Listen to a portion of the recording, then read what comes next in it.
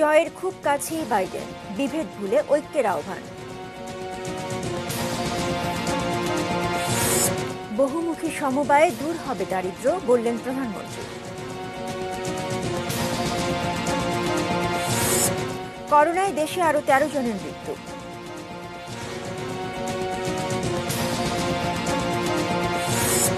সামরিক আদালতের কথিত বিচারে খুন মুক্তিযোদ্ধা সেনা সদস্যরা। প্রতিশ্রুতি আর অভিযোগে সরগরম ঢাকা 18 আসনের প্রচার মাঠ।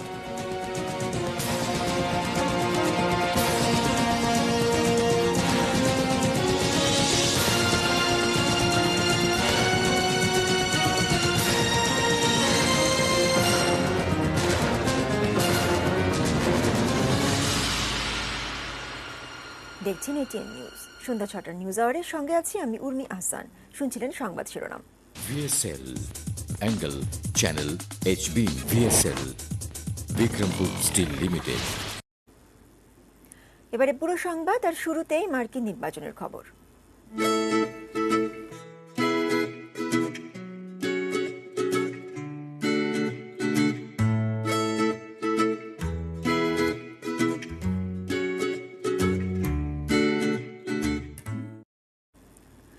মার্কিন প্রেসিডেন্ট নির্বাচনে জয়ের একেবারে কাছে ডেমোক্র্যাট প্রার্থী জো বাইডেন। পেনসিলভেনিয়া ও নেভাদা রাজ্যের কোনো একটিতে জিতলে যুক্তরাষ্ট্রের পরবর্তী প্রেসিডেন্ট তিনি। এই অবস্থায় বিভেদ ভুলে এগিয়ে যেতে আমেরিকানদের প্রতি আহ্বান জানিয়েছেন তিনি। ওদিকে পরাজয় ঘনিয়ে আসার সাথে সাথে ট্রাম্পের সঙ্গ ছাড়তে শুরু করেছেন হোয়াইট হাউস ও তার প্রচার শিবিরের অনেকে। 3 দিনেও ভোট গণনা শেষ না হওয়ায় অনিশ্চয়তায় যুক্তরাষ্ট্র সহ পুরো বিশ্ব।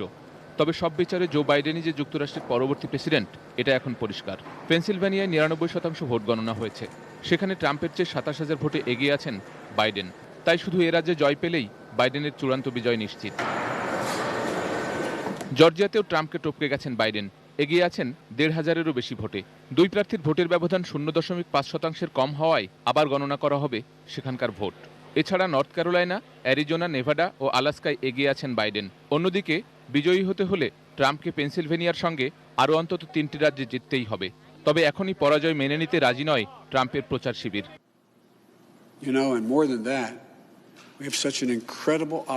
এই পরিস্থিতিতে শুক্রবার সন্ধ্যায় ডেলাওয়ারের উইলমিংটনে ভাষণ দিয়েছেন জো বাইডেন। তিনি বলেন, এখন এটা পরিষ্কার তাদের জয় সুনিশ্চিত। সমর্থকদের বিভেদ ভুলে ঐক্যবদ্ধ হওয়ার আহ্বান জানিয়েছেন বাইডেন। তিনি বলেন, তারা প্রমাণ করতে পেরেছেন দেশে গণতন্ত্র এখনো সচল। ভোট গণনা বন্ধ করতে যত চেষ্টাই করা হোক তিনি পরোয়া করেন না। এবার দেশটিতে রেকর্ড 66.9% ভোট পড়েছে। বাইডেন ও তার রানিং মেট কমলা হ্যারিস পেয়েছেন 7,40,00,000 ভোট। এই বিশাল ম্যান্ডেট নিয়ে তাদের দৃষ্টি এখন করোনা ভাইরাস, মার্কিন অর্থনীতি, জলবায়ু আর বর্ণবাদের মতো ইস্যুর দিকে। শেখ সালাম, ডেস্ক রিপোর্ট, এটিএন নিউজ। নির্বাচনে কারচুপি নিয়ে অভিযোগের শেষ নেই ট্রাম্পের। অভিযোগের তীর ডাকযোগে দেওয়া ভোট বা মেইল ইন ভোট নিয়ে। এদিকে সর্বোচ্চ আদালতে যেতে পারেন ট্রাম্প। আরো কি হতে পারে? সাদাত হাবিবি সেতুর রিপোর্ট। গত 24 ঘন্টায় টুইটারে নির্বাচন নিয়ে একের পর এক কারচুপির অভিযোগ তুলে যাচ্ছেন ডোনাল্ড ট্রাম্প। তবে অনেক অভিযোগের সত্যতা নিয়ে টুইটারও বিভ্রান্ত। তাই এমন অভিযোগের অনেকগুলোই ঢেকে রাখা হচ্ছে সাধারণের জন্য। If you count the legal votes, I easily win. মজার তথ্য হচ্ছে, অভিযোগের সত্যতা না পেয়ে ট্রাম্পের বক্তব্য প্রচার থেকে সরে এসেছে মার্কিন গণমাধ্যম। Iowa, Indiana, Ohio. Okay, here we are again in the unusual position of not only interrupting the President of the United States, but correcting the President. There are no illegal votes that...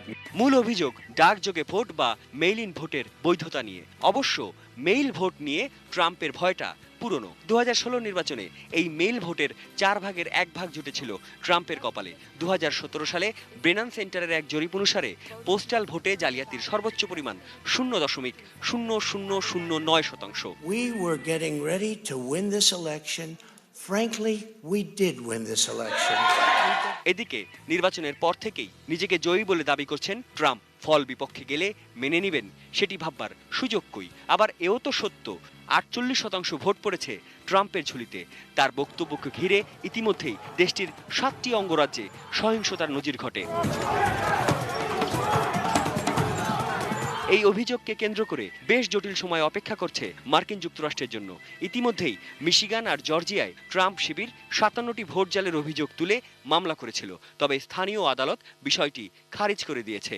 We want the law to be used in a proper manner. ফলাফল নিয়ে আগেভাগেই ট্রাম্পের ঘোষণা ছিল supreme কোর্টে যাবার। সেটির কারণ সোজা, সুপ্রিম কোর্টের ৯ বিচারপতির ৬ জন রিপাবলিকানদের নিয়োগপ্রাপ্ত, ৩ জন তো সরাসরি ট্রাম্পের আমলেই নিয়োগ নিয়েছেন, যাদের কারো কারো বিরুদ্ধে যৌন নিপীড়নের অভিযোগ থাকার পরও ট্রাম্প তাদের বিচারপতির আসনে বসিয়েছেন। সুতরাং আদালত পাড়ায় ক্ষমতার লড়াই ঠেকলে ফের ভোট গণনা হতেই পারে। এদিকে বেসরকারিভাবে বাইডেন জিতে গেলে তিনি দেশটির ৪৬তম প্রেসিডেন্ট। ওদিকে জানুয়ারি পর্যন্ত ডোনাল্ড ট্রাম্প বৈধ প্রেসিডেন্ট। ট্রাম্প চাইলে প্রেসিডেন্টের ক্ষমতা বলে ডাকতেই পারেন সামরিক বাহিনী। এমন সমীকরণে সাংবিধানিকভাবে প্রেসিডেন্টের দায়িত্ব আসবে স্পিকার ন্যান্সি পেলোসির ঘাড়ে। মানে এক দেশে ৩ প্রেসিডেন্ট। তাই তো দেশটিতে অচলাবস্থার আশঙ্কা উড়িয়ে দেবার সুযোগ নেই। ১৪১ বছর আগে ১৮৭৬ সালে নির্বাচনে ডেমোক্রেট হেইস ও রিপাবলিকান টিলডেনকে নিয়ে একই সংকটে পড়েছিল দেশটি। সিনেট জড়িয়েছিল বিবাদে। তখনকার প্রেসিডেন্ট ইউলিসিস এস গ্রান্ট সংকট এড়াতে সামরিক শাসন জারির কথাও ভেবেছিলেন। Al Gore needs is Florida. Recount, they are saying. Recount. Recount. Recount. Recount. Recount. Recount. সাম্প্রতিক সময় ২০০০ সালে জর্জ বুশ আর আল গোরের মাঝে নির্বাচনে ফ্লোরিডায় ফের ভোট গণনার নজির রয়েছে। And the presidential election was settled. Saadat হাবিবি সেতু, এটিএন নিউজ, ঢাকা। মার্কিন কংগ্রেসের উচ্চকক্ষ সিনেটের 4টি আসনে এখনো ফল ঘোষণা সম্ভব হয়নি। জর্জিয়ার 2টি আসনে কোনো প্রার্থী 50% ভোট না পাওয়ায় রাজ্যটির আইন অনুযায়ী দ্বিতীয় দফায় ভোট নেওয়া হবে। এমন বাস্তবতায় সিনেটের কয়েক আসনের ফল ঘোষণা হতে পারে জানুয়ারিতে। নির্বাচনের আগ পর্যন্ত 53টি আসন নিয়ে সিনেটের নিয়ন্ত্রণ ছিল রিপাবলিকানদের হাতে, আর ডেমোক্র্যাটদের ছিল 47টি আসন। মঙ্গলবার 35টি আসনে ভোট নেওয়া হয়েছে। এই নির্বাচনের মাধ্যমে উভয় পক্ষই চাইছে সিনেটে সংখ্যাগরিষ্ঠতা পেতে। এ পর্যন্ত ঘোষিত ফলাফলে রিপাবলিকান ও ডেমোক্র্যাটের ঝুলিতে 48টি করে আসন এসেছে। যে 4টি আসনে ফল ঘোষণা বাকি, প্রতিটি রিপাবলিকানদের দখলে, তবে সবগুলোরই নিয়ন্ত্রণ নেয়ার আশা ডেমোক্র্যাটদের। যদি জর্জিয়ার 2টি আসনই ডেমোক্র্যাটরা জিততে পারে, তবে উভয় পক্ষের 50-50 সমতা হবে। জর্জিয়ার একটি সিনেট আসনে রিপাবলিকান প্রার্থী ডেভিড পার্দু এগিয়ে থাকলেও 50% ভোট পেতে সমর্থন না হওয়ায় সেখানে পুনর্নির্বাচন হবে। এছাড়া জর্জিয়ার আরেকটি আসনে ডেমোক্র্যাট প্রার্থী 32% ভোট নিয়ে এগিয়ে থাকলেও 5 জানুয়ারি দ্বিতীয় দফার ভোটে তার ভাগ্য নির্ধারণ হবে।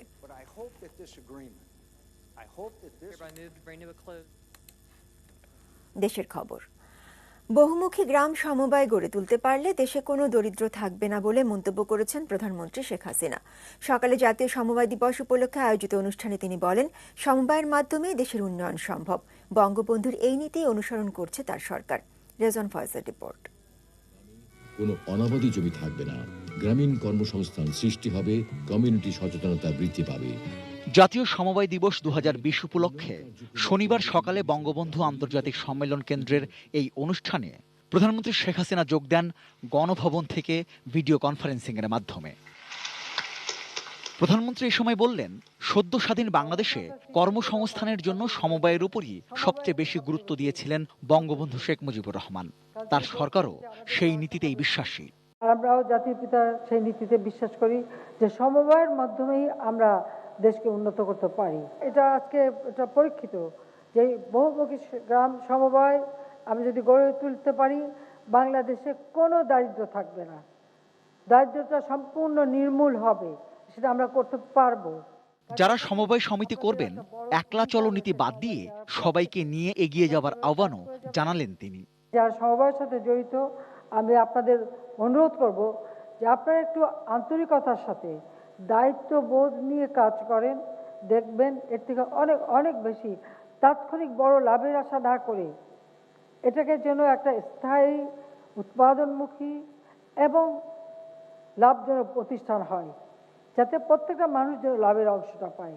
শুধু আমি একা খাবো সেটা না, সবাইকে নিয়ে, সবাইকে দিয়ে খাবো, সবাইকে নিয়েই কাজ করব, সেই চিন্তা ভাবনাটাই কিন্তু সমবায়ের সব থেকে বেশি প্রয়োজন। শীতে করোনার দ্বিতীয় ঢেউ সম্পর্কে সতর্ক করে প্রধানমন্ত্রী আবারও সবাইকে স্বাস্থ্যবিধি মেনে চলার আহ্বান জানালেন। আবার দ্বিতীয় একটা ধাক্কা চলে আসছে সারা বিশ্বে। ইউরোপের বহু দেশে এখন আপনারা জানেন যে আবার তাদের সব কিছু বন্ধ, লকডাউন শুরু হয়ে গেছে। আমরা এখনও নিয়ন্ত্রণে রাখতে পেরেছি, কিন্তু শীতকাল আমাদের এসে গেছে, যত কার্তিক মাস, সামনে আরও শীত পড়বে, আর শীতের প্রকোপটা বেশি বাড়ে, যেখান থেকে নিজেকে আপনাদের সুরক্ষিত থাকতে হবে। এর আগে বেশ কয়েকটি শাখায় 2019 সালের জাতীয় সমবায় পুরস্কার দেয়া হয়। সভাপতি Mosammat Monowara Begum. Rezwan Foyez, ATN news, Dhaka. Corona ভাইরাসে আক্রান্ত হয়ে দেশে আরও 13 জনের মৃত্যু হয়েছে। এই নিয়ে মোট মৃতের সংখ্যা দাঁড়ালো 6049। সারা দেশের 114টি ল্যাবে পরীক্ষা করে নতুন রোগী শনাক্ত হয়েছে 1289 জন। মোট আক্রান্ত 4,18,764 জন।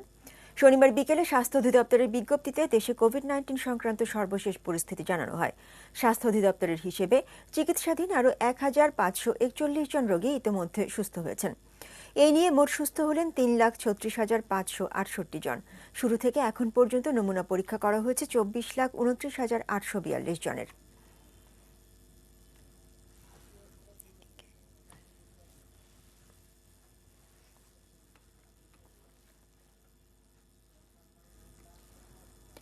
সমগ্র যুক্তরাজ্যে লকডাউনের কারণে কমতে শুরু করেছে করোনা ভাইরাসের বিস্তার।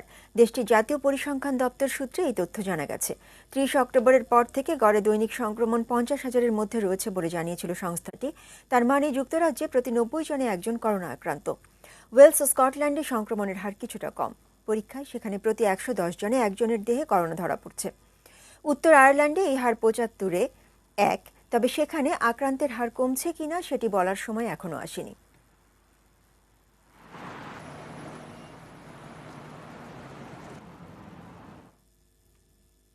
আজ 7 নভেম্বর। সামরিক আদালতে বিচারের নামে বেছে বেছে মুক্তিযোদ্ধা সেনা সদস্যদের হত্যাযজ্ঞ শুরু হবার দিন। 75 পরবর্তী সময়ের সেই কালো অধ্যায় স্মরণ করিয়ে দিচ্ছেন সহকর্মী আরাফাত সিদ্দিকী।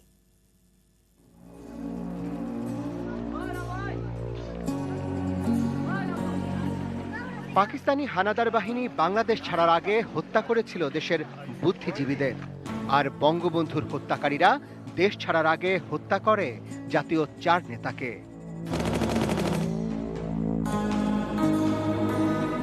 1975 সালের 3 নভেম্বর জেল হত্যাকাণ্ডের প্রায় একই সময়ে বঙ্গবন্ধু হত্যাকারীদের বিরুদ্ধে রক্তপাতহীন এক পাল্টা সামরিক অভ্যুত্থান ঘটান বীর মুক্তিযোদ্ধা খালেদ মোশাররফ। তার হাতে বন্দী হন বঙ্গবন্ধুর খুনিদের নিয়োগ করা সেনাপ্রধান জিয়াউর রহমান। জেল হত্যা ঘটিয়ে বঙ্গবন্ধুর খুনিরা ততক্ষণে দেশ ছেড়েছে। বন্দী জিয়া মরিয়া হয়ে সহায়তা চান তৎকালীন আওয়ামী লীগ বিরোধী রাজনৈতিক দল জাসদের গণবাহিনীর প্রধান কর্নেল তাহেরের কাছে। মেজর আবু তাহের বীরুত্তম, তার গণবাহিনী যারা সামরিক বাহিনীতে ছিল, মেইনলি তাদেরই সহযোগিতায় জিয়াউর রহমানকে তার বাড়িতে তিনি ছিলেন আন্ডার হাউস অ্যারেস্ট, সেখান থেকে তার রিলিজ করেছিলেন। তবে মুক্ত হবার পর কর্নেল তাহেরের পথে হাঁটেননি জিয়াউর রহমান। ক্ষমতায় অধিষ্ঠিত হয়েই কর্নেল তাহেরকে গ্রেপ্তার ও পরবর্তীতে প্রহসনের সামরিক বিচারের মাধ্যমে তার ফাঁসি কার্যকর করেন তিনি। এদিকে 7 নভেম্বর সকালে বর্তমান জাতীয় সংসদ ভবনের পাশে অস্থায়ী এক আর্মি ক্যাম্পে গুলি করে হত্যা করা হয় বীর মুক্তিযোদ্ধা খালেদ মোশাররফ, কর্নেল KN হুদা এবং লেফটেন্যান্ট কর্নেল ATM হায়দারকে। সেই থেকে শুরু হয় স্বাধীন বাংলার সূর্য সন্তানদের নিশ্চিহ্ন করার এক করুণ ইতিহাস। সে যে মুক্তিযোদ্ধা হত্যা করা শুরু হলো, সেই হত্যা চলতেই থাকলো।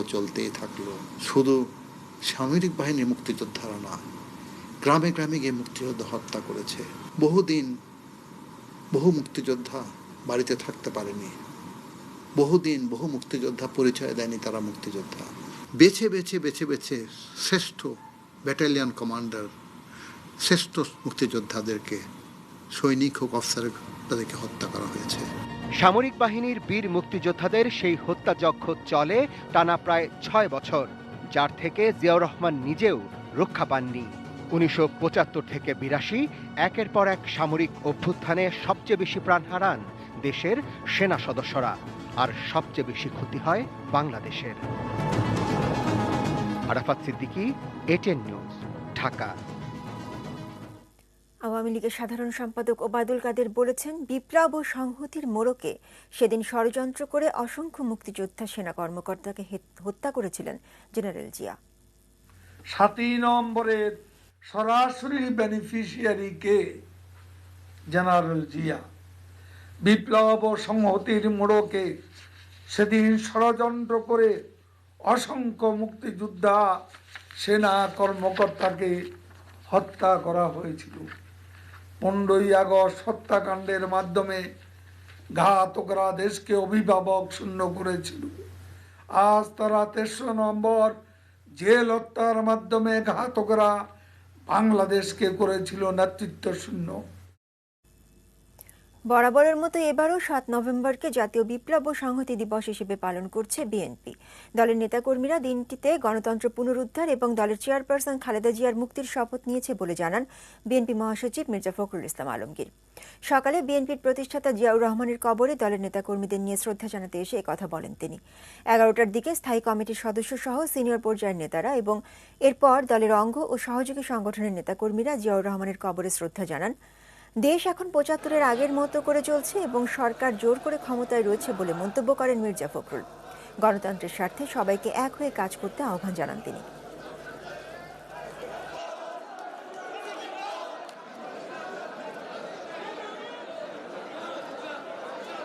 1975-এর পূর্বে যে একদলীয় শাসন ব্যবস্থা বাকশাল প্রতিষ্ঠা করা হয়েছিল, জনগণের অধিকারকে হরণ করা হয়েছিল, আজকে আবার সেই একই কায়দায় বাংলাদেশের জনগণের অধিকারকে হরণ করে নিয়ে গণতন্ত্রকে ধ্বংস করে দিয়ে আওয়ামী লীগ আজকে জোর করে ক্ষমতায় দখল করে বসে আছে। আমাদের এখানে আমরা শপথ নিয়েছি যে আমরা গণতন্ত্রকে উদ্ধার করব, মিথ্যা মামলায় সাজাপ্রাপ্ত আমাদের নেত্রী দেশনেত্রী বেগম খালেদা জিয়াকে মুক্ত করব এবং এই গণতন্ত্রের সংগ্রামকে অবশ্যই জয়ী করব ইনশাআল্লাহ। ক্ষমতাসীনদের বিরুদ্ধে হাজারো অভিযোগ নিয়ে বিএনপি, অন্যদিকে সেবা ও উন্নয়নের বিবরণ নিয়ে আওয়ামী লীগ। এভাবেই জমে উঠেছে ঢাকা 18 উপনির্বাচনে দু দলের প্রচারের মাঠ, সঙ্গে শোডাউনের চেষ্টা দু দলেরই। সাজেদা সুইটের রিপোর্ট। ঢাকা 18 আসন, যেখানে 2008 সাল থেকে টানা সাংসদ ছিলেন আওয়ামী লীগের সভাপতিমণ্ডলীর সদস্য সাহারা খাতুন, ছিলেন মন্ত্রীও। তার প্রয়াণের পর এ আসনে চোখ পড়ে অনেকের, কিন্তু শেষ পর্যন্ত ভাগ্য খোলে মোহাম্মদ হাবিব হাসানের। দীর্ঘ সময় ধরে ক্ষমতায় থাকা দলের প্রার্থী হাবিব হাসান জেতার ব্যাপারে আত্মবিশ্বাস অটুট। প্রতিদিনে জনসংযোগেই দিচ্ছেন উন্নয়নের প্রতিশ্রুতি। অ্যাডভোকেট সাহারা খাতুনের প্রতি আমি শ্রদ্ধা জানাই। তার রেখে যাওয়া অসম্পূর্ণ কর্মসূচি আমরা আমাদের নেতা কর্মী জনগণদের নিয়ে আমরা সকলেই আমাদের ঢাকা 18 আসনে আমরা উন্নয়ন করতে চাই। সিনিয়র নেতারাও পাশে রয়েছেন। সেবা ও উন্নয়নের ধারা ধরে রাখতে আওয়ামী লীগ প্রতিনিধিকেই বেছে নিতে পরামর্শ ভোটারদের প্রতি। খালি করে নৌকা নৌকা, এই নৌকার দুজনকে ঠেকাইতে পারবেন ইনশাআল্লাহ। 12 তারিখের নির্বাচনে নৌকা মার্কায় ভোট দেবেন কিনা আপনারা হাত তুলে আমাদেরকে দেখিয়ে দেন ইনশাআল্লাহ।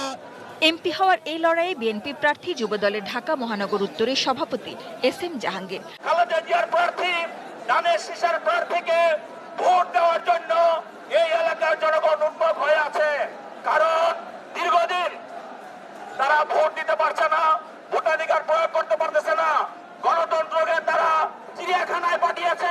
তারা ধরেই নিয়েছেন ক্ষমতাসীন আওয়ামী লীগের প্রতি জনগণ বিরক্ত, তাই প্রচারটাও সেই আঙ্গিকে। জনগণের ভোটাধিকার প্রতিষ্ঠার জন্য আমরা আজকে এই নির্বাচনে গিয়েছি। ধানের শীষকে বিজয়ী করুন এবং সরকারকে বুঝতে দিন যে তারা যা করছে সেটা সঠিক নয়। এভাবে প্রতিদিনই, এমনকি ছুটির দিনে নির্বাচনী জনসংযোগে সরগরম এলাকা। 12ই নভেম্বরের এ ভোটে কে হাসবেন বিজয়ীর হাসি, সময় বলে দেবে সেটা। তবে তার আগে নানা অভিযোগ আর প্রতিশ্রুতি ডামাডোলে নির্বাচনী প্রচার দৃশ্য মনে করিয়ে দেয় এদেশের মানুষ এখনো কতটা নির্বাচন প্রিয়। Sajida Sweety, ATN news, Dhaka. এবারে বাজেটের বিরতি নিচ্ছি, এরপর আরও থাকছে।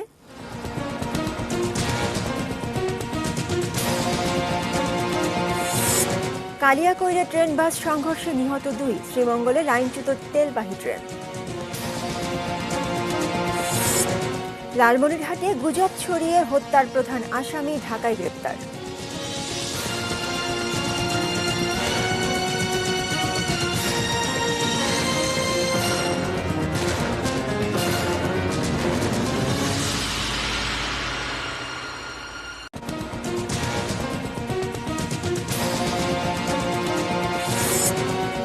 জয়ের খুবই কাছে বাইডেন, বিভেদ ভুলে ঐক্যের আহ্বান।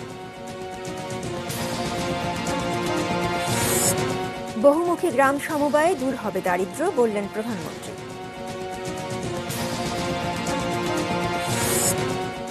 করোনায় দেশে আরও 13 জনের মৃত্যু।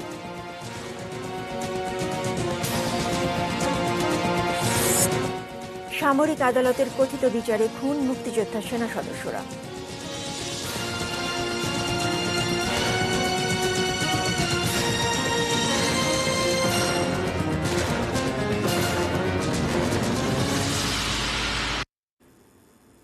নিউজ আওয়ারে আবারও আমন্ত্রণ, শিরোনাম শুনছিলেন।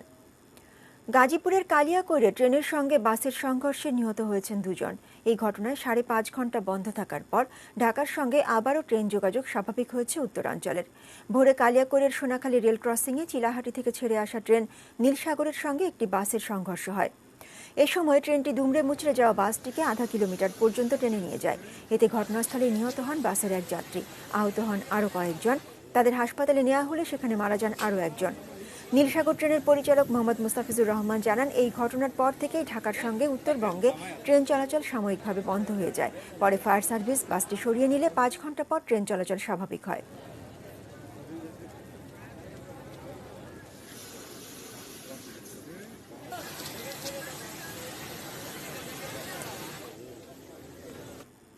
মৌলভীবাজারের শ্রীমঙ্গলে তেলবাহী ট্রেনের ইঞ্জিন সহ 7টি বগি লাইনচ্যুত হয়ে সিলেটের সাথে সারা দেশের রেল যোগাযোগ বন্ধ রয়েছে। আজ বেলা 12টার দিকে শ্রীমঙ্গলের সাতগাঁ এলাকায় ট্রেনটি সিলেট যাওয়ার পথে লাইনচ্যুত হয়।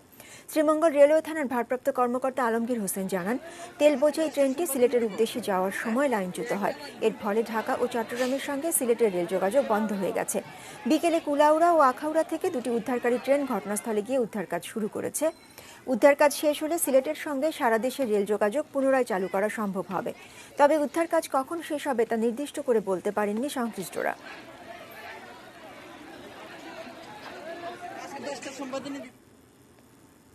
লালমনিরহাটের বুড়িমারিতে গুজব ছড়িয়ে একজনকে পিটিয়ে ও আগুনে পুড়িয়ে হত্যা মামলার প্রধান আসামি আবুল হোসেন ওরফে হোসেন আলীকে গ্রেপ্তার করা হয়েছে। ঢাকা মেট্রোপলিটন পুলিশের গোয়েন্দা বিভাগের একটি দল শনিবার ভোরে রাজধানীর কুড়িল বিশ্ব রোড এলাকা থেকে তাকে গ্রেপ্তার করে। পলাতক হোসেন আলীর রংপুর থেকে নৈশকোচে ঢাকায় আসার খবরে গোয়েন্দা পুলিশ সেখানে ওঁত পেতেছিল। বাস থেকে নামার পরপরই তাকে গ্রেপ্তার করা হয়। গত 30 অক্টোবর পাটগ্রাম উপজেলার বুড়িমারির এক মসজিদে কোরআন অবমাননার মিথ্যা অভিযোগ তুলে শহীদুন্নবী জুয়েল নামে এক ব্যক্তিকে পিটিয়ে ও পুড়িয়ে হত্যা করা হয়। ওই ঘটনার পর দায়ের করা 3 মামলাতেই হোসেন আলী প্রধান আসামি।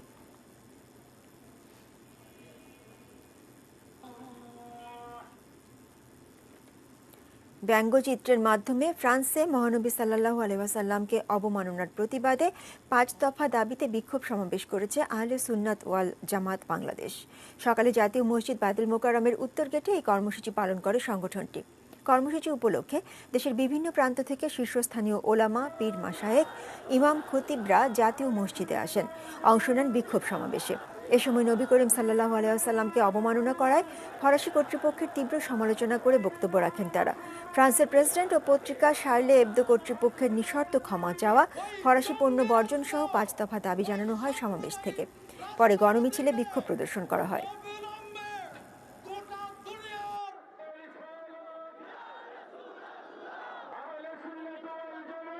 মুসলমানদের নবীর উপরে কেউ আক্রমণ করবে, এটা আমরা ঈমানের খাতিরে সহ্য করতে পারবো না। মুসলিম জনতাকে আহ্বান জানাতে চাই, ফ্রান্সকে বয়কট করুন, বর্জন করুন, প্রতিরোধ করুন, প্রতিহত করুন। মুসলমানদের সাথে জঙ্গিবাদের কোনো সম্পর্ক নাই, তারা উগ্রবাদ ছড়িয়ে দিচ্ছে মুসলমানদের মধ্যে। ফ্রান্সের প্রধানমন্ত্রীকে অবশ্যই প্রকাশ্যে ক্ষমা চাইতে হবে। এডিস মশা নিয়ন্ত্রণে 5ম দিনের মতো চিরুনি অভিযানে 88টি স্থাপনায় লার্ভা পেয়েছে ঢাকা উত্তর সিটি কর্পোরেশন ডিএনসিসি। লার্ভা পাওয়া সহ অন্যান্য অপরাধে ভ্রাম্যমাণ আদালতের মাধ্যমে 7টি মামলায় 2,52,000 টাকা জরিমানা আদায় করা হয়। এর মধ্যে কারওয়ান বাজার অঞ্চলে 3টি, উত্তরা ও মহাখালী অঞ্চলে 2টি করে 4টি মামলা হয়েছে। উত্তর সিটিকে 10টি অঞ্চলে ভাগ করে 54টি ওয়ার্ডে সকাল 9টা থেকে দুপুর 12টা পর্যন্ত 10 দিনের অভিযান পরিচালিত হচ্ছে। অভিযানের অংশ হিসেবে বাসাবাড়ি এবং বিভিন্ন স্থাপনায় ময়লা আবর্জনা ও জমে থাকা পানিতে ছিটানো হয় কীটনাশক। বনশ্রী এলাকায় অভিযানে ডিএনসিসির অতিরিক্ত প্রধান স্বাস্থ্য কর্মকর্তা লেফটেন্যান্ট কর্নেল মোস্তফা সারোয়ার জানান, এবছর 5 ধাপে এই ধরনের চিরুনি অভিযান চালানোর কারণে ডেঙ্গু নিয়ন্ত্রণে রয়েছে। এই অভিযান চলবে আগামী বৃহস্পতিবার পর্যন্ত। তো বেশিরভাগ নির্মাণাধীন ভবনই কিন্তু তারা সচেতন, তারা পানি জমতে দিচ্ছে না। যেটা আগে ছিল যে জমা পানি অনেক বেশি ছিল, বাট এখন এটা অনেক কমে গেছে। কি বাসা বাড়িগুলি আগে আমরা যেতাম, ওখানে পানিতে প্রচুর লার্ভা পাওয়া যেত। তো আমরা আজকে অনেকগুলি বাসায় গেলাম, আপনারা আমাদের সাথে ছিলেন অনেকেই, তো ওই বাসায় কিন্তু আমরা লার্ভা পাইনি ওইভাবে। আন্তর্জাতিক ষড়যন্ত্র ও এজেন্ডা বাস্তবায়নের অংশ হিসেবেই দেশে সংখ্যালঘুদের ওপর হামলার ঘটনা ঘটছে বলে দাবি বাংলাদেশ হিন্দু বৌদ্ধ খ্রিস্টান ঐক্য পরিষদের। নির্যাতন ও হত্যার হুমকির প্রতিবাদ এবং সংখ্যালঘু সুরক্ষা আইন প্রণয়ন, জাতীয় সংখ্যালঘু কমিশন ও মন্ত্রণালয় গঠন সহ 12 দফা দাবিতে শনিবার বিভিন্ন জেলায় কর্মসূচি পালন করেছে সংগঠনটি। রাজধানীর শাহবাগে অনুষ্ঠিত প্রতিবাদ সমাবেশে বক্তারা বলেন, ধর্মভিত্তিক রাজনীতি নিষিদ্ধ না হলে সংখ্যালঘুদের নিরাপত্তা নিশ্চিত করা সম্ভব নয়। দুপুরে গণ অবস্থান চলে দুপুর পর্যন্ত রংপুরে। নীলফামারীতে ঐক্য পরিষদের মানববন্ধনে অংশ নেয় বিভিন্ন সামাজিক সংগঠন। এছাড়া সিলেট, খুলনা, নাটোর, নওগাঁ, লালমনিরহাট, সিরাজগঞ্জ, জামালপুর ও ব্রাহ্মণবাড়িয়া সহ বিভিন্ন জেলায় অনুরূপ কর্মসূচি পালিত হয়। চট্টগ্রামের সমাবেশে বক্তারা দাবি আদায়ে ঢাকামুখী লং মার্চের হুঁশিয়ারি দেন।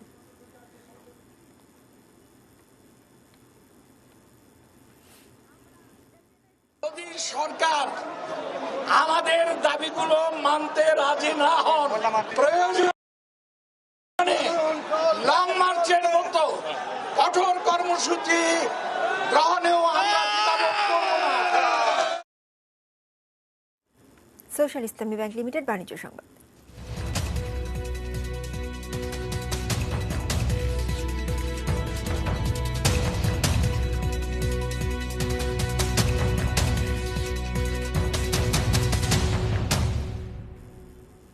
কিশোরগঞ্জের ভৈরবে লেপ তোশকের কারখানায় ব্যস্ততা বাড়লেও মজুরি কম হয় সন্তুষ্ট নন কারিগররা।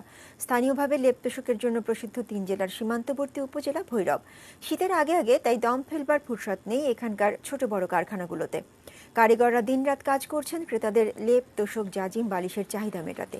বিক্রেতারা জানান, এবার শীতের আগে ক্রেতাদের ভিড় বেশি। গত বছরের তুলনায় তুলা বা কাপড়ের দাম খুব একটা বাড়েনি। শ্রমিকের মজুরিও একই রকম আছে। এই পেশায় বেশিরভাগ শ্রমিকই মৌসুমী।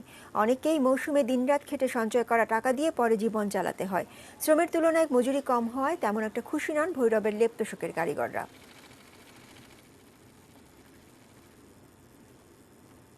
মেটাল প্রেজেন্টস কৃষি সংবাদ, সুজলা সুফলা।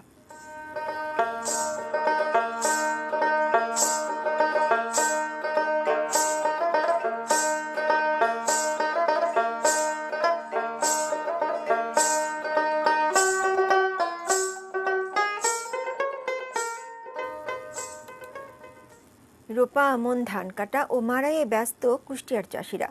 আবহাওয়া অনুকূলে থাকায় এবার ফলন হয়েছে ভালো। লাভের আশায় এখন অপেক্ষার প্রহর গুনছেন তারা। কুষ্টিয়া প্রতিনিধি শরীফুল ইসলামের পাঠানো তথ্য ও ছবিতে ডেস্ক রিপোর্ট।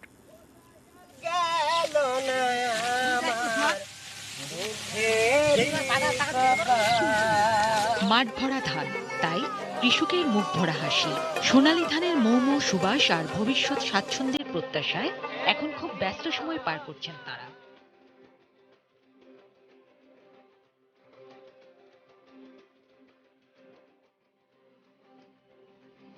চলতি মৌসুমে কুষ্টিয়া জেলায় ৮৮,৮৬২ হেক্টর জমিতে রোপা আমন ধানের চাষ হয়েছে। ফলনের প্রত্যাশা অন্তত ২,৯৩,২৪৫ মেট্রিক টন। এই বছরে ধানের যে হারে ফলন, তাতে সব চাষি ভাইয়েরাই এবার লাভবান হওয়া ইচ্ছুক। 1 বিঘা জমিতে আমি 20 মণ আশা করছি। এবার 5 বিঘা ধানে ধরেন যাই হোক প্রায় 90 মণ এমনি ধান হবে। যদি বাজার হিসেবে বেচতে পারে ধরেন যাই হোক লাখখানিক টাকা আইডিয়া হবে। এবার ধান চাষে বিঘা প্রতি খরচ হয়েছে 5 থেকে 7,000 টাকা। চাষিরা আশা করছেন ন্যায্য দাম পেলে উৎপাদন খরচ বাদ দিয়ে দ্বিগুণেরও বেশি লাভ থাকবে। সরকার যে হারে ধানের দাম আপনার দিছে, তাতে চাষিরা সবাই পুষায় যাবে, যাই হোক তার লাভই হবে, ল হবে না। সার মাটি যে হিসাবে খরচ এই ধানি গোলটাই লাভই হবি না। কুষ্টিয়া অঞ্চল এবার কোনো দুর্যোগের কবলে না পড়ায় ধান ভালো হয়েছে। কৃষি বিভাগের পরামর্শ পেয়েছেন চাষিরা। আবহাওয়ার যেই বৃষ্টিপাত, তাপমাত্রা সবকিছুই ধান উৎপাদনের জন্য খুবই সময়োপযোগী ছিল এবং এতে কৃষকের অনেক লাভবান হবে। জিনিয়া ইসলাম, ডেস্ক রিপোর্ট, এটিএন নিউজ। আবারও বাজেটের বিরতির পর আরও থাকছে।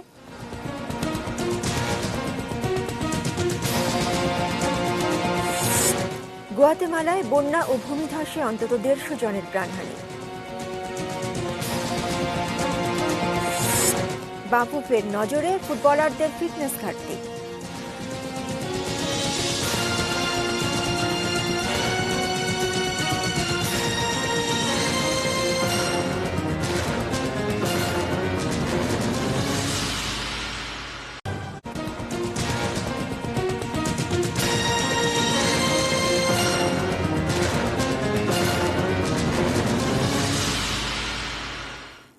দেখছেন নিউজ আওয়ার। বিরতির পর শুরুতেই দেশের বাইরের খবর।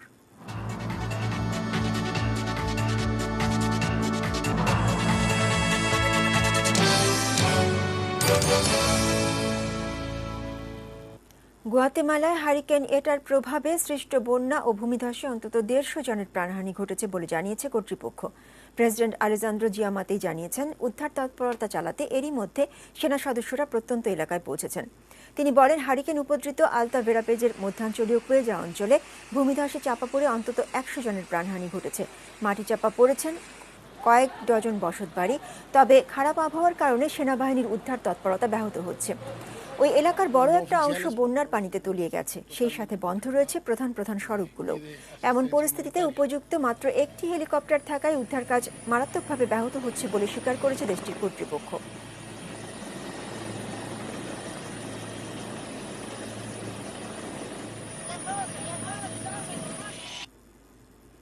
গ্রিসের রাজধানী এথেন্সে রাষ্ট্রীয় পৃষ্ঠপোষকতায় নির্মিত প্রথম মসজিদটি খুলে দেওয়া হয়েছে। ফলে এথেন্সের মুসলিমদের প্রায় 190 বছরের অপেক্ষার অবসান হলো। 300 মুসল্লির ধারণ ক্ষমতা সম্পন্ন মসজিদটিতে শুক্রবার প্রথমবারের মতো জুমার নামাজ আদায় করেন মুসল্লিরা। করোনা ভাইরাস সংক্রমণের ঝুঁকির কারণে প্রথম দিনের জামাতে উপস্থিত ছিলেন সীমিত সংখ্যক মুসল্লি। 2016 সালে পার্লামেন্ট রাষ্ট্রীয় পৃষ্ঠপোষকতায় মসজিদটি নির্মাণের অনুমোদন দেওয়া হয়, তবে নির্মাণ কাজ শেষ হওয়ার পর জটিলতায় মসজিদটি খুলতে দেরি হয়। 1833 সালে অটোমানদের হাত থেকে গ্রিস মুক্ত হওয়ার পর এথেন্সে কোনো মসজিদ ছিল না। বর্তমানে বৃহত্তর এথেন্সে প্রায় 3 লাখ মুসলিমের বাস। 1890 সালে গ্রিসের সংসদে এথেন্সে একটি মসজিদ নির্মাণের প্রস্তাব গৃহীত হলেও তা নানা কারণে তার বাস্তবায়ন হয়নি। দীর্ঘ 50 বছরের সামরিক শাসনের পর মিয়ানমারে কার্যত দ্বিতীয় সাধারণ নির্বাচন হতে যাচ্ছে রোববার। নির্বাচন নিয়ে ইতোমধ্যে সংশয় প্রকাশ করেছে আন্তর্জাতিক মহল। সামরিকতন্ত্র থেকে 2010 সালের নভেম্বরে গণতন্ত্রের পথে যাত্রা শুরু করে মিয়ানমার। সেই বছরেই দীর্ঘ বন্দিত্ব শেষে মুক্তি পান গণতন্ত্রপন্থী হিসেবে পরিচিতি পাওয়া অং সান সুচি। 2015 সালের প্রথম অবাধ নির্বাচনে বড় জয় পান সুচি। তিনি এখন আন্তর্জাতিক আদালতে মিয়ানমারের বিরুদ্ধে ওঠা রোহিঙ্গা গণহত্যার অভিযোগের জবাব দিতে ব্যস্ত। এমনকি তিনি এই অপরাধের যৌক্তিকতা প্রমাণেরও চেষ্টা করছেন। দেশটির রাখাইন রাজ্যে সেনাবাহিনীর নির্যাতন নিপীড়ন থেকে প্রাণ বাঁচাতে বাংলাদেশে পালিয়ে এসেছে অন্তত 11 লাখ রোহিঙ্গা মুসলমান। আন্তর্জাতিক মহলের কাছে এটি মিয়ানমার সবচেয়ে বড় ইস্যু।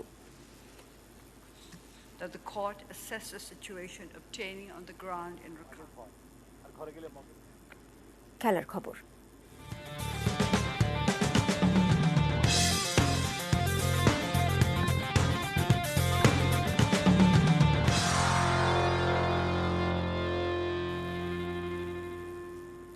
মাঠে ফুটবল ফেরাতে ঘাম ঝরাচ্ছেন জাতীয় দলের ফুটবলাররা। তবে তাদের ফিটনেসের ঘাটতি রয়েছে বলে মনে করছেন বাফুফের সভাপতি কাজী সালাউদ্দিন। সকালে বাংলাদেশ জাতীয় ফুটবল দলের প্রস্তুতি দেখতে বঙ্গবন্ধু জাতীয় স্টেডিয়ামে যান দেশের ফুটবলের 3 বড় কর্মকর্তা। করোনার দুঃসময় কাটিয়ে দীর্ঘদিন পর মাঠে ফিরছে ফুটবল। নেপালের বিপক্ষে আন্তর্জাতিক প্রীতি ম্যাচ দিয়েই শুরু হচ্ছে।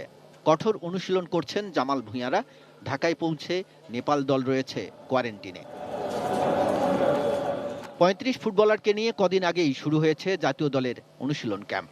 শনিবার সকালে 2 সহসভাপতিকে নিয়ে ফুটবলারদের ক্যাম্পে গেলেন বাফুফের সভাপতি। তাদের অনুশীলনে সন্তুষ্ট হলেও পরামর্শ ফুটবলারদের ফিটনেসের ব্যাপারে। গুড প্র্যাকটিস, ভালো হচ্ছে, বাট আরও সময় পেলে, সবচেয়ে বড় হলো সময়ের অভাব। আমি যেটা দেখছি প্ল্যানিং আছে, বাট ফিটনেসের এখনও গ্যাপ আছে, এবং ফিটনেসের গ্যাপটা হলো থাকারই কথা। বিকজ 7 মাস যদি আপনি ফুটবল না খেলেন, it will take another 6 month to cover up. খেলোয়াড়দের সঙ্গে কথা বললেন বাফুফে সভাপতি। নেপালের বিপক্ষে জয়ের জন্য শতভাগ দেওয়ার আহ্বানও জানালেন তিনি। Very simple, give your 100%, that is all you can do. আপনার 100% আপনি দেন। তবে ন্যাশনাল টিম কমিটির চেয়ারম্যান কাজী নাবিলের মতে জয় পরাজয় নয়, করোনায় ফুটবল মাঠে ফেরানোই বড় চ্যালেঞ্জ। আমাদের নেপালের সাথে খেলার মাধ্যমে আমাদের বাংলাদেশে ফুটবলের কার্যক্রম শুরু হতে যাচ্ছে। খেলায় হার জিত সবই আছে। আমাদের মূল লক্ষ্য হচ্ছে এই খেলায় আমাদের বেস্ট 100% দেওয়া, শুরু করা। প্রতিপক্ষ দলকে সবসময় আমরা শক্তিশালী মনে করি আমরা মাঠে নামি। ইনজুরিতে পড়েছেন ফিনল্যান্ড প্রবাসী ডিফেন্ডার তারিক কাজী ও মিডফিল্ডার মামুনুল ইসলাম। তাই ইনজুরি দুশ্চিন্তা মাথায় রাখতেই হচ্ছে কোচ জেমিডেকে। কাজল রায়, এটিএন নিউজ, ঢাকা। স্প্যানিশ লা লিগায় আজ বার্সেলোনার প্রতিপক্ষ রিয়াল বেটিস। ম্যাচটি শুরু হবে বাংলাদেশ সময় রাত 9:15টায়। লিগে এবারের আসরে বাজে অবস্থা কাটছেই না বার্সেলোনার। পয়েন্ট তালিকার 12 নম্বরে অবস্থান করছে তারা। এখন পর্যন্ত খেলা 6 ম্যাচে মাত্র 2টি জিতে আর 2টি ড্র করে তাদের পয়েন্ট 8। এখান থেকে ঘুরে দাঁড়াতে হলে শুধু জয়ই দরকার বার্সার। চ্যাম্পিয়ন্স লিগের সবশেষ ম্যাচে কিয়েভের বিপক্ষে 2-1 ব্যবধানে জিতেছে বার্সা। ওই জয়ের অবদান গোলরক্ষককে দিয়েছেন কোচ কোমান। চ্যাম্পিয়ন্স লিগে জয় পেলেও লা লিগায় জয়ের খোঁজে ফিরছে কাতালানরা। এদিকে রিয়াল বেটিস প্রতিপক্ষ বার্সার চেয়ে 2 ম্যাচ বেশি খেলেছে।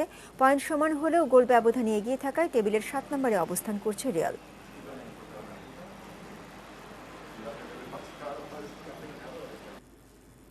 ইংল্যান্ডের বিপক্ষে আসন্ন টি-20 ও ওয়ানডে সিরিজের জন্য 24 সদস্যের দল ঘোষণা করেছে দক্ষিণ আফ্রিকা ক্রিকেট দল, যেখানে নতুন মুখ গ্লেনটন স্টারম্যান। বাদ পড়েছেন ডেল স্টেইন।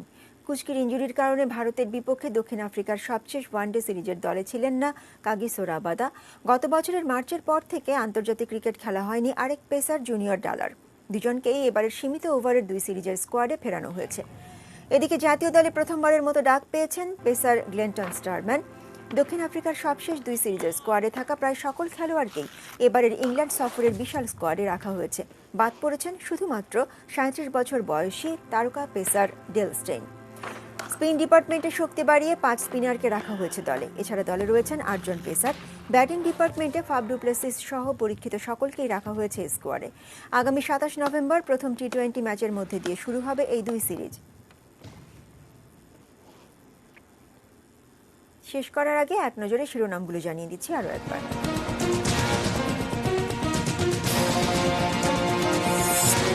জয়ের খুব কাছেই বাইডেন, বিভেদ ভুলে ঐক্যের আহ্বান। বহুমুখী গ্রাম সমবায়ে দূর হবে দারিদ্র্য, বললেন প্রধানমন্ত্রী। করোনায় দেশে আরও 13 জনের মৃত্যু।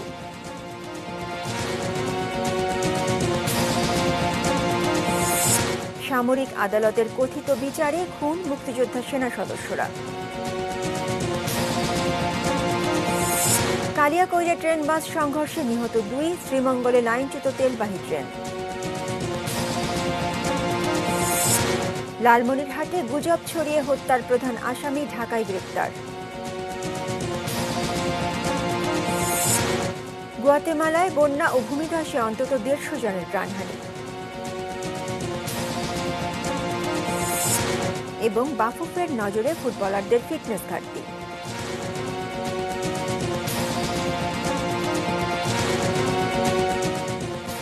এই ছিল নিউজ আওয়ার। সঙ্গে থাকুন, দেখতে থাকুন এটিএন নিউজ। আর এটিএন নিউজের ব্রেকিং নিউজ আপনার মোবাইল ফোনে পেতে টাইপ করুন *AN এবং পাঠিয়ে দিন 5959 নম্বরে। ধন্যবাদ।